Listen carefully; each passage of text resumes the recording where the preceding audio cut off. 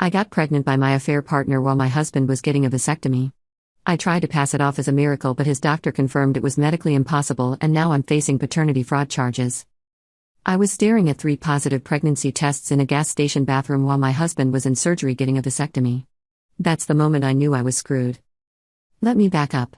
I'd been sleeping with Derek for 7 months. Derek from my book club, actually a real book club this time, not a fake alibi. He was 32, divorced, no kids, good job in finance. My husband Ryan and I had been married for 9 years.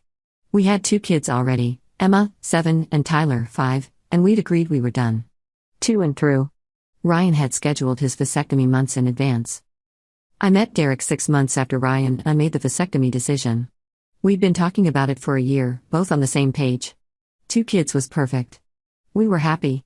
Our family was complete. Ryan booked the appointment, paid the $1,200 out of pocket because insurance wouldn't cover it, and marked it on the calendar. And somewhere in that year of waiting, I started sleeping with Derek. It wasn't planned. It never is, right? We just connected at book club. Started texting about the books. Then texting about other things. Then meeting for coffee. Then meeting at his apartment. Then sleeping together every Tuesday and Thursday when I told Ryan I was at yoga. I wasn't unhappy with Ryan. That's the part people don't get. I loved him. He was a great husband, great father, good provider. We had a nice house, nice life, nice everything. But Derek made me feel exciting.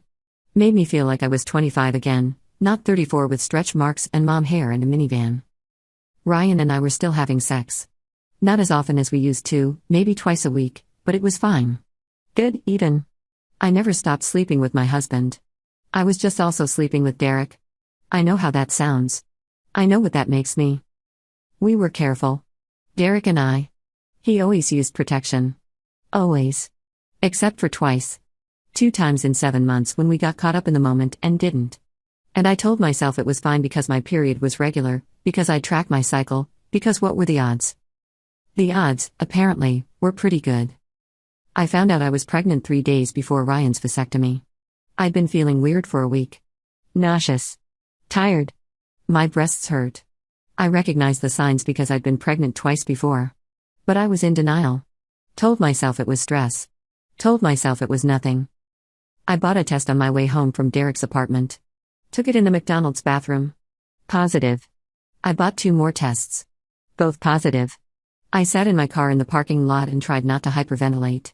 The timeline was bad. Really bad. Ryan and I had sex 3 weeks ago. Derek and I had unprotected sex 5 weeks ago and again 3 weeks ago, right around the same time as Ryan. If I was pregnant, it could be either of them. But deep down, I knew. I knew it was Derek's because Ryan and I had been less frequent, and the timing lined up better with Derek. I thought about getting an abortion. Seriously considered it. I could have made an appointment, handled it quietly, and nobody would have known. But something stopped me. Maybe it was guilt. Maybe it was hope. Maybe it was the insane thought that I could actually pull this off. Because 3 days later, Ryan was getting his vasectomy. The surgery that would make it medically impossible for him to get anyone pregnant. And if I was already pregnant, if I could just wait a few weeks to find out, I could claim it happened right before his surgery. A miracle baby. One last shot before the vasectomy. People would believe it. Ryan would believe it. It was the stupidest plan I've ever had. But I was desperate. Ryan's vasectomy was on a Friday. I drove him to the clinic, held his hand in the waiting room, kissed him before they took him back. He was nervous. Kept making jokes about losing his manhood. I laughed and told him he was being ridiculous, that it was a simple procedure, that everything would be fine. And while he was in surgery getting his tubes cut and tied, I was in the bathroom down the hall taking 3 more pregnancy tests just to be sure. All positive. 6 weeks pregnant, according to the app I'd downloaded. Ryan's procedure took 30 minutes. He came out groggy from the anesthesia, walking funny, holding an ice pack to his crotch. I helped him to the car. Drove him home. Got him settled on the couch with painkillers and Netflix. He was so grateful. Kept thanking me for taking care of him, for being there, for being such a good wife. I wanted to vomit. The plan was to wait 4 weeks, then discover I was pregnant. Act shocked. Confused. Wonder how it could have happened. Then we'd both remember that we had sex 3 weeks before his surgery. It was possible. Unlikely, but possible. A miracle baby. Our little surprise. Ryan would be shocked at first, Maybe stressed about the money and the logistics, but he'd come around. He always did. He was a good dad. He'd love this baby just like he loved Emma and Tyler. That was the plan. For 3 weeks, I played the perfect wife. Took care of Ryan while he recovered. Had sex with him again once the doctor cleared him, even though I felt sick the whole time. Kept seeing Derek on Tuesdays and Thursdays, told him I might be getting a cold, that we should be careful. He didn't know I was pregnant. I wasn't going to tell him. This baby was going to be Ryan's. It had to be. Week 4, I staged the discovery. I'd been complaining about feeling tired, mentioned my period was late, wondered out loud if maybe the stress of Ryan's surgery had thrown off my cycle. Ryan suggested I take a test just to rule it out. I acted reluctant. Said it was probably nothing. But I took the test. Positive. Obviously. I came out of the bathroom with the test in my hand, face carefully arranged in shock. Ryan looked up from his phone. Saw my expression. Said, "No way. It's positive." What? How? I don't know. I don't understand. He took the test from me. Stared at it. But I just had a vasectomy. I know. Like, 4 weeks ago. I know, but. I let my voice trail off. Waited. His face went through several emotions. Confusion. Disbelief. Then slowly, realization. Wait. We had sex before the surgery. Like, 3 weeks before. Yeah. So this could be from them? I guess. Is that possible? He pulled out his phone. Started Googling. I watched him scroll through article after article about pregnancy timelines, vasectomy effectiveness, conception windows. I'd already read all of them. I knew what they said. It was technically possible. Unlikely, but possible. Holy crap, he said. It says here that sperm can survive in the uterus for up to 5 days, and if you ovulated right after we had sex, you could have gotten pregnant before the vasectomy. It's rare, but it happens. So this is real? This is real. He started laughing. Actually laughing. We're having a 3rd baby. Right after I got a vasectomy. That's insane. I laughed too. Relief flooding through me. He believed it. He actually believed it. We told the kids that weekend. Emma was excited. Tyler was confused but happy. We called our parents. Everyone was shocked but supportive. My mom kept saying what a miracle. Ryan's dad made jokes about Ryan's super sperm. Everyone thought it was hilarious and amazing and unexpected. I played along. Smiled. Acted surprised. Let Ryan tell the story over and over about how we'd gotten pregnant right before his vasectomy. How it was 1 in a million. How this baby was meant to be. And for 6 weeks, I almost believed it myself. Almost forgot that this baby wasn't Ryan's miracle. It was my mistake. I broke things off with Derek. Told him I thought we should cool it, that I was feeling guilty, that I needed to focus on my family. He was disappointed but understanding. Said he'd miss me. Asked if we could still be friends. I said maybe someday. Then I blocked his number. Everything was fine. Everything was going according to plan. Until my 12-week appointment. Ryan came with me. He'd come to all the appointments with Emma and Tyler, and he wanted to come to this one too. We were excited. This was the appointment where we'd hear the heartbeat, maybe see the baby on the ultrasound, get our first real look at this miracle baby. The ultrasound tech was friendly. Squeezed the gel on my stomach, pressed the wand down, and there it was. Our baby. Moving. Heart beating. Perfect. Everything looks great, she said. Based on the measurements, I'd say you're about 12 weeks and 4 days. I felt my stomach drop. 12 weeks and 4 days. That was too far along. That was past Ryan's vasectomy date. That was impossible if Ryan was the father.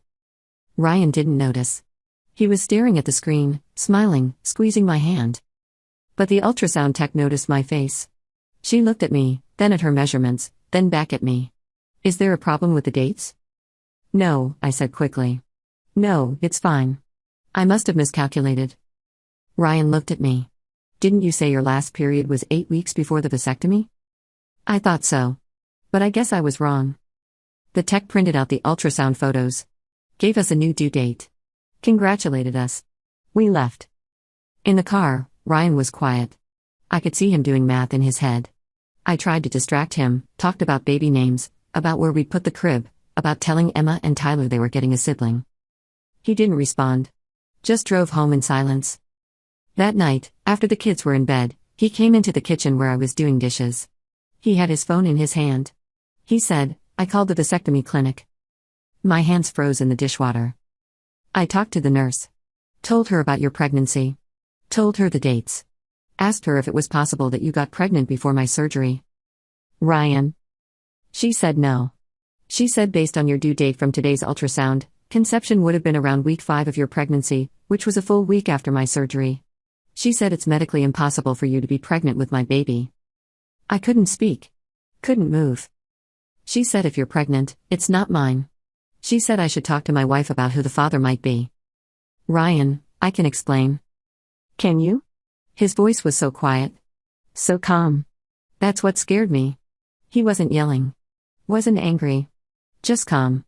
Can you explain how you're pregnant with a baby that's medically impossible for me to have fathered? Can you explain that, Jenna? The dates could be wrong.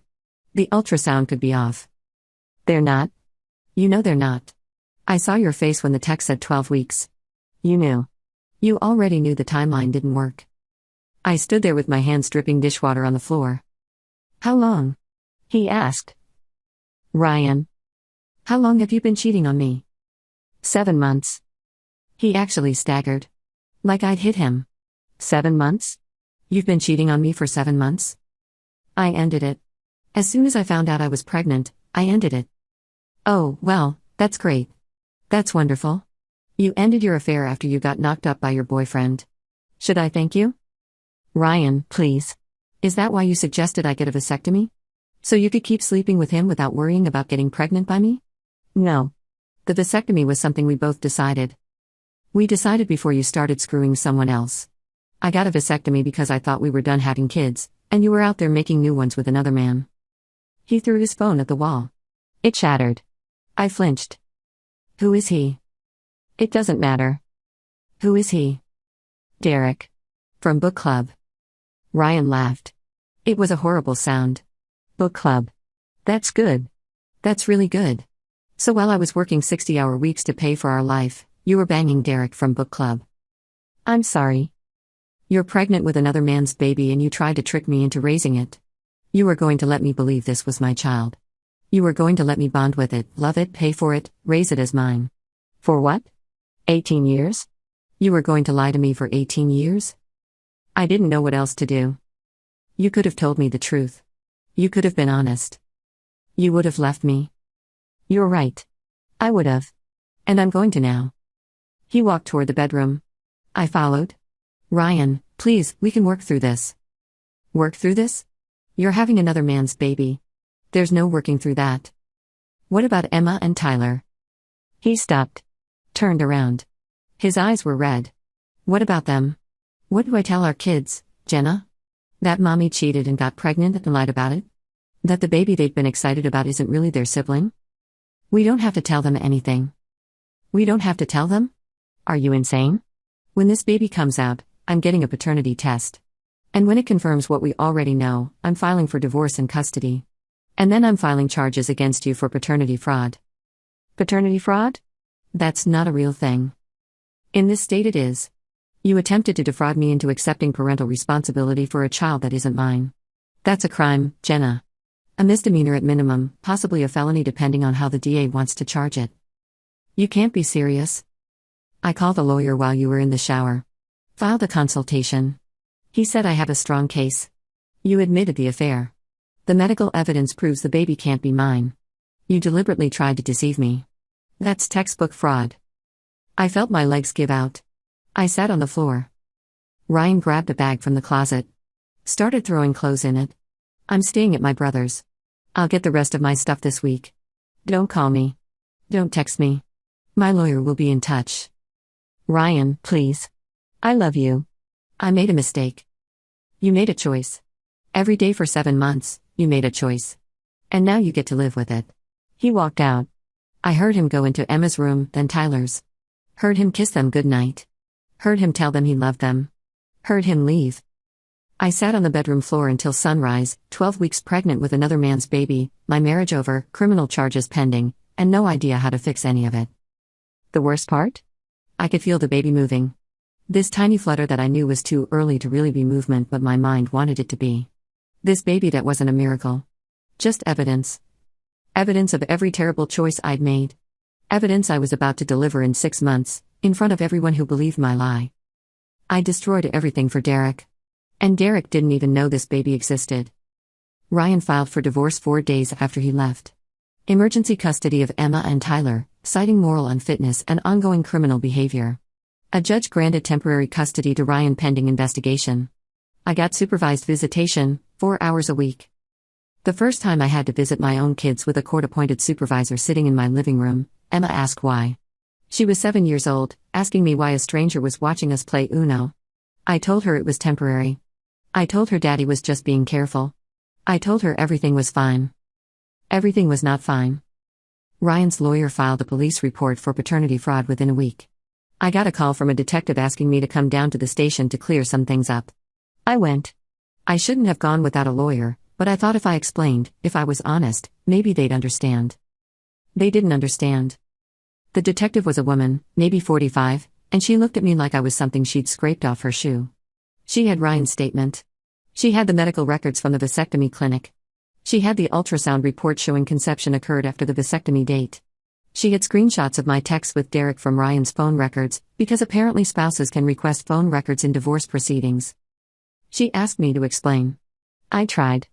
I told her about the affair, about getting pregnant, about being scared, about making a terrible decision. She said, "So you knowingly attempted to deceive your husband into accepting financial and legal responsibility for a child you knew wasn't his?" I didn't think of it like that. How did you think of it? I thought I could make it work. I thought if he believed it was his, everything would be okay. Did you plan to ever tell him the truth? I didn't answer. Mrs. Patterson, did you plan to ever tell your husband this baby wasn't his? No. She closed her notebook. I'm charging you with attempted paternity fraud and criminal deception. You'll receive a court summons in the next few weeks. I'd suggest you get a lawyer. I got a lawyer. A cheap one because I couldn't afford better. Ryan had cleaned out our joint account the day he left, taking half. His half, technically legal, but it left me with $4,000 to my name and a mortgage I couldn't pay. The house went into foreclosure 3 months later. I had to move into my mom's basement. My mom, who was so disappointed she could barely look at me. Who kept asking how could you do this to Ryan? To the kids? Like I didn't ask myself the same thing every single day. Derek found out about the pregnancy from a mutual friend at book club. He called me. First time we'd spoken in 3 months. He said, "Is it mine?" Yes. Silence. Long, horrible silence. Were you ever going to tell me? No. You were just going to let Ryan raise my kid? Yes. What the hell is wrong with you? I didn't have an answer. He hung up. Called back 2 hours later. Said his lawyer wanted to talk to my lawyer about paternity rights. Said he wasn't trying to make things harder, but if this was his kid, he had a right to know. Had a right to be involved. His lawyer contacted my lawyer. Demanded a paternity test as soon as the baby was born. Said Derek wanted partial custody. Wanted his name on the birth certificate. Wanted child support calculations based on income. So now I had Ryan trying to prove the baby wasn't his so he could avoid responsibility, and Derek trying to prove the baby was his so he could claim rights. 2 men fighting over a baby neither of them actually wanted, just to win their legal battles. And me, 16 weeks pregnant, living in my mom's basement, facing criminal charges. The story went semi-viral in our town. Someone from the clinic leaked the story to a local Facebook group. Local woman tries to pass off affair baby as miracle baby after husband's vasectomy. It got shared 2,000 times. My name, my face, everything. I lost my job. I worked at a dental office, receptionist, and the dentist called me into his office and said they were restructuring. I know what it really was. He couldn't have a paternity fraudster as the face of his practice. Bad for business. I applied for unemployment. Got denied because I was fired for moral turpitude, which apparently is a thing that disqualifies you. My friends stopped calling. Every single one. The book club kicked me out, obviously. My sister-in-law blocked me on everything. My brother told me not to come to Christmas because Ryan would be there and it would be uncomfortable. Emma and Tyler's school called. Said some parents were concerned about me dropping off or picking up the kids. Asked if supervised visitation could extend to school functions. Ryan agreed. So now I couldn't even go to my own kids' school events without a court monitor. I saw them every Saturday for 4 hours. Emma was confused and sad. Tyler was acting out, hitting kids at school, having tantrums. The family therapist Ryan hired said the kids were struggling with the instability, with not understanding why mommy and daddy weren't together, why there was a stranger at visitation. Ryan wouldn't speak to me. All communication went through lawyers. I tried texting him once, begging him to let me explain to the kids, to help them understand. He forwarded the text to his lawyer, who forwarded it to my lawyer with a cease and desist letter. The baby kept growing. I was showing now, obviously pregnant, and everywhere I went, people stared. They knew. Everyone knew. The grocery store, the gas station, church. I stopped going to church after the pastor's wife told me maybe I should take some time away from the congregation. My court date was set for 2 months after my due date. The DA was charging me with attempted paternity fraud, a Class A misdemeanor punishable by up to 1 year in jail and a $2,500 fine.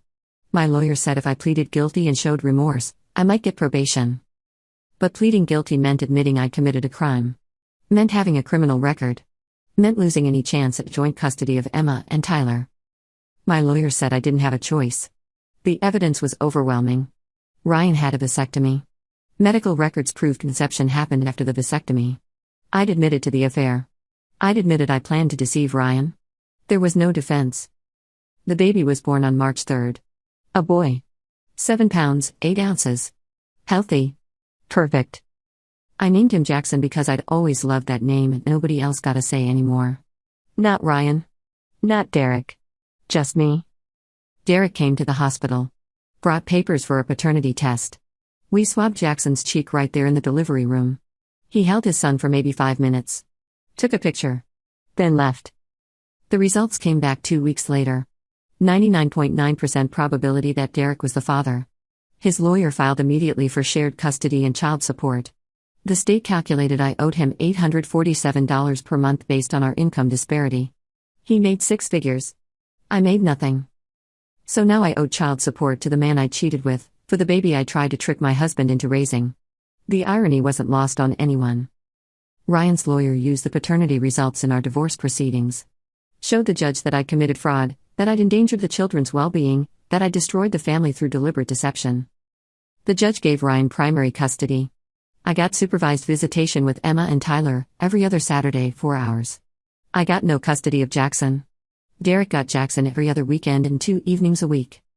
So I had my 2 older kids 8 hours a month, and my baby 11 days a month, and none of them at the same time because the custody schedules didn't line up. My court date was in May. I pleaded guilty. The DA asked for 6 months in jail. My lawyer argued for probation, cited my lack of criminal history, my remorse, my 3 children who needed their mother.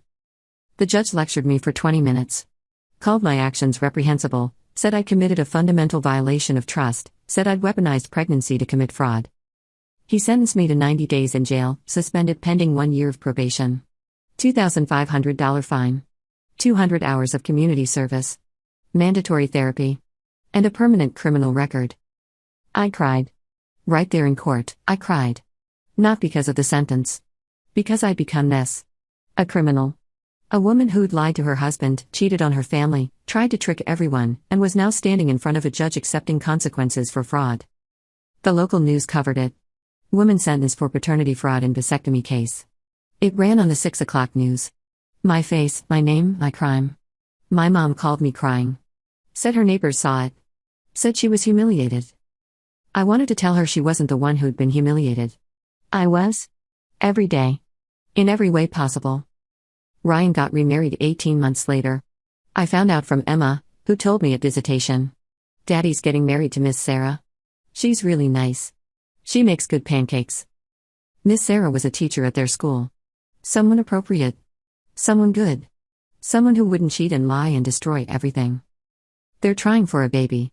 Emma told me that too. Said she wants a little sister. Said she hopes Miss Sarah has a girl. I didn't tell Emma that she already has a little brother. That Jackson exists. Ryan doesn't let the kids see Jackson.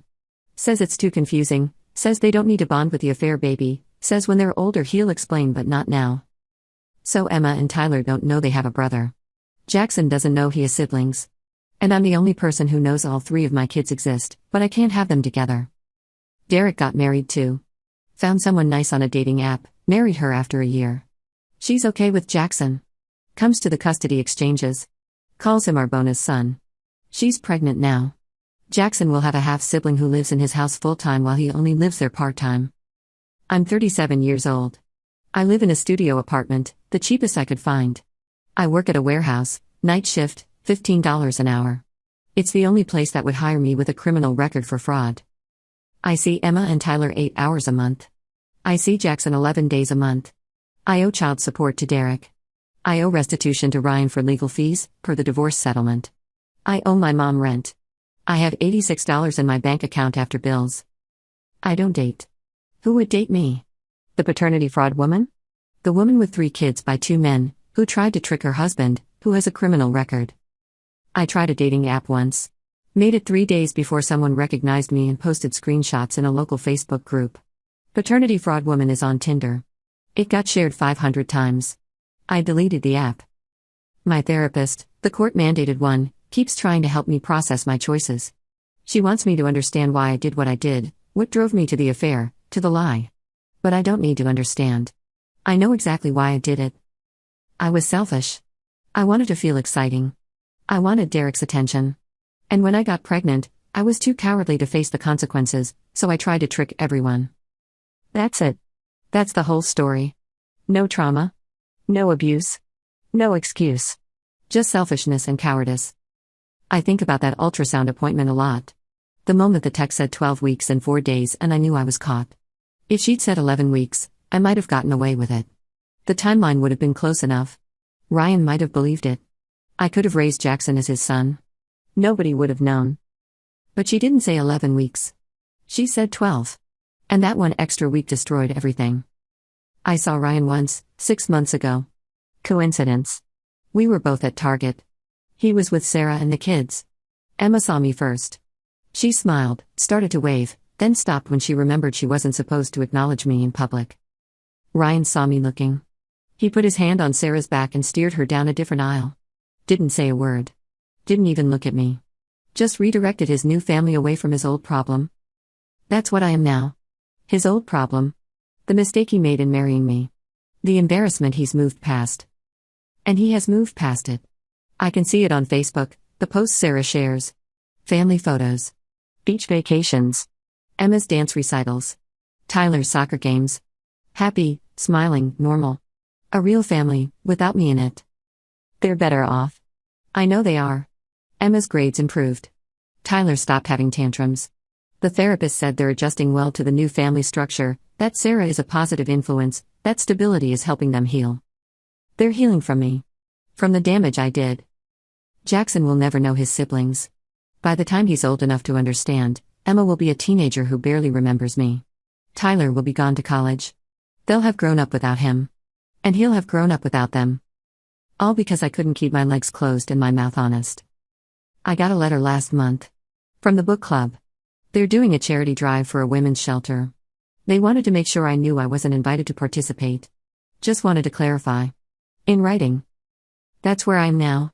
Getting disinvited from charity events in writing. Just in case I might show up and embarrass everyone with my presence. I'm writing this because someone needs to hear it.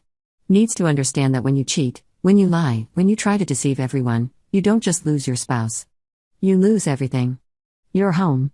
Your kids. Your reputation. Your community. Your future. You become the story people tell to feel better about their own mistakes. At least I'm not as bad as that woman who tried to pass off an affair baby as a miracle. I'm the cautionary tale. The example of what not to do. And the worst part? I can't even blame anyone but myself. Ryan didn't drive me to cheat. He was a good husband. Derek didn't seduce me. I pursued him. The baby didn't ask to be conceived. I made that choice by having unprotected sex with my affair partner. Every single step was me. Every lie. Every betrayal. Every terrible decision. All me. And now I live with it. Every day. Alone in my studio apartment, working nights, seeing my kids in fragments, owing money to everyone, with a criminal record and a reputation that follows me everywhere.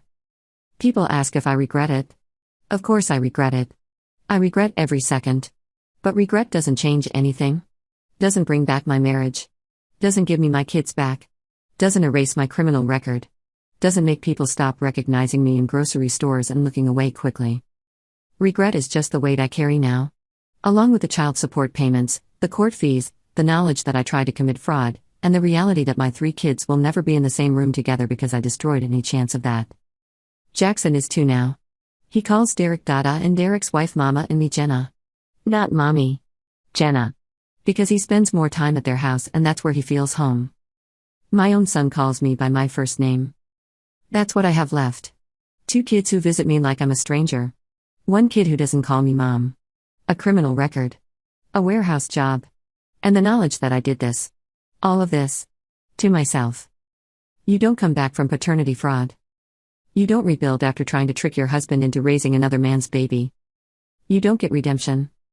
You just get this, the rest of your life, knowing you had a family, and you destroyed it for 7 months of feeling special, and now the affair partner's wife makes better pancakes than you ever did and your kids are happier without you.